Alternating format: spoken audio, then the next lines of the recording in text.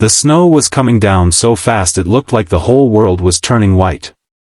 Cars were pulling over, lights flickering behind thick sheets of ice.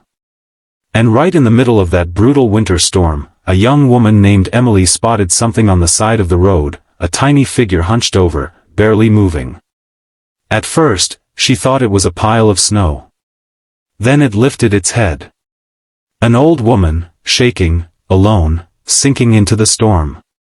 Emily had only seconds to decide whether to drive on and stay safe, or stop and step into the cold. What she chose that night would change her entire life. And by the next morning, a millionaire would be standing on her doorstep. Before we begin, don't forget to like, comment, and subscribe to Kindness Diaries if you believe stories like these deserve to be told. Your support helps us keep sharing the power of kindness with the world. Emily Sanders was a 28-year-old nursing assistant living in a small town in northern Michigan. She worked long shifts, lived in a tiny apartment, and drove a car that rattled every time she hit a pothole. But she was the kind of person who couldn't ignore someone in need, no matter how tired she was. That night, as the blizzard swallowed the road, she spotted the old woman struggling to walk. Emily hit the brakes so hard her car fishtailed. The wind howled as she stepped outside, instantly soaking her hair and face in ice. The woman's lips were almost blue. "Ma'am?" Emily shouted, grabbing her shoulders. "Can you hear me?" The old woman blinked slowly. I can't feel my hands." Without hesitation, Emily wrapped her own coat around her and half-carried her to the car. The woman's clothes were thin, not at all made for a Michigan winter. Once inside, Emily blasted the heat and rubbed the woman's arms. "Where were you walking to?" she asked. The woman whispered, "Anywhere warm." Her name was Margaret. She didn't have a home anymore. Her daughter moved away. Her savings dried up. And the tiny motel she'd been staying in had kicked her out that morning for being unable to pay. Emily felt her chest tighten. Nobody deserved to freeze to death in a snowstorm. She looked at the woman's trembling hands, then made a choice she knew her landlord might hate. "Margaret," she said softly, "you're coming home with me tonight." Emily's apartment was small, just a living room, a bedroom, and a kitchen that barely fit two people. But she brought Margaret inside, wrapped her in blankets, and made her hot soup. The old woman kept whispering, "Thank you, dear. Thank you." Emily let her sleep in the bed while she took the couch.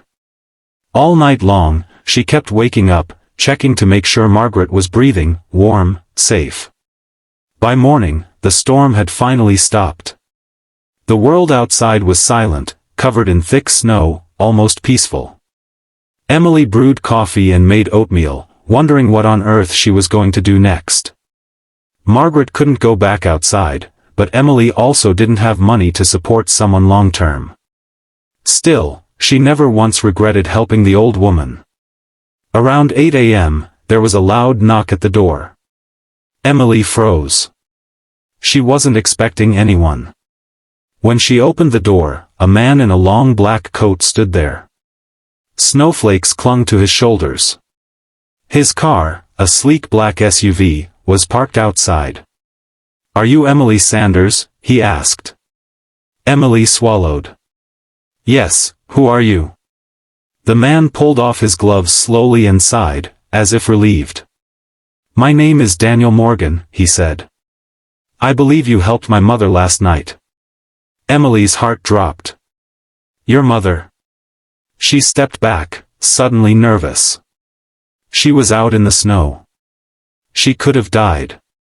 "I just did what anyone would do." "That's the thing," the man replied. "Most people didn't." He explained that Margaret had wandered away from their family cabin down the road. She had early-stage dementia and sometimes became confused.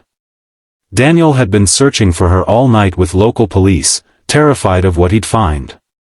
When he heard she was safe, because a stranger stopped for her during one of the worst storms of the winter, he drove straight to Emily's place. "I can't express how grateful I am," he said. "You saved her life." Emily stepped aside to let him in. Margaret's eyes lit up the moment she saw her son. She reached out for him, calling his name. Daniel sat beside her, holding her hands gently, tears filling his eyes. "Mom. I was so scared." Emily felt like she was intruding, so she turned away, but then Daniel stood and faced her. "I want to do something for you," he said. She shook her head quickly. "You don't owe me anything." "Really?" But Daniel wasn't the kind of man who took no for an answer. And he wasn't just any man. Emily would soon learn he was one of the wealthiest developers in the state, someone whose name appeared in newspapers, on hospitals, and on half the buildings downtown. Still, he insisted on talking. "Emily, kindness like yours is rare. You opened your home to a stranger without expecting a single thing in return." He paused. "People like you deserve help too." He asked her about her life, her job, her long hours, her apartment, her dreams. Emily tried to downplay everything, but Margaret chimed in softly. "She gave me her own coat, Daniel. She gave me her bed. You make sure she's taken care of." Daniel nodded. "I intend to." Emily felt her face warm. "I really didn't do it for anything." "That's exactly why," he replied. The next week changed everything.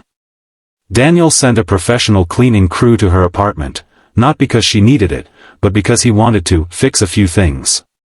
Emily protested, but the workers told her it was already paid for. Then 2 days later, a letter arrived. Inside was a note. "For the woman who saved my mother. Let me help you save others. Daniel."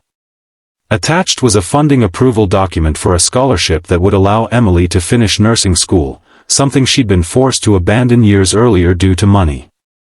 It covered tuition, books, and transportation. Emily stared at the papers through blurry eyes. She hadn't cried like that in years. But that wasn't all.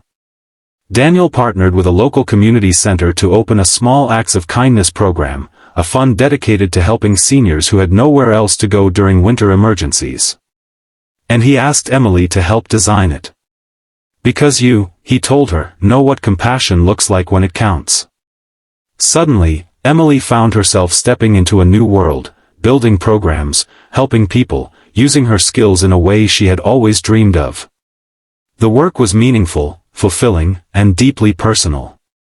Margaret, on the other hand, grew healthier and more stable. With proper care and supervision, her memory episodes became easier to manage. She visited Emily often, bringing homemade blueberry muffins and insisting Emily call her Grandma Maggie. Emily's life wasn't magically perfect, but it was transformed by something she never expected. An act of kindness returning to her in ways she could never have imagined. She learned something powerful that winter. Kindness doesn't disappear. It circles back. It grows. It multiplies. And sometimes, in the middle of the worst storm of your life, the warmest blessings arrive because you chose to do the right thing when nobody else would. In the end, Emily didn't help Margaret because she believed a millionaire would show up at her door. She didn't help because she wanted recognition, or money, or reward. She helped because someone needed her.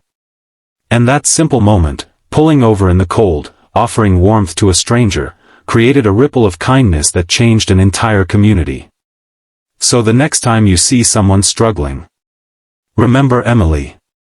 Remember Margaret. Remember that even the smallest act of kindness can rewrite a life story, including your own. Thank you for watching. And if this story touched your heart, let it inspire your hands. Go out there and spread a little kindness today.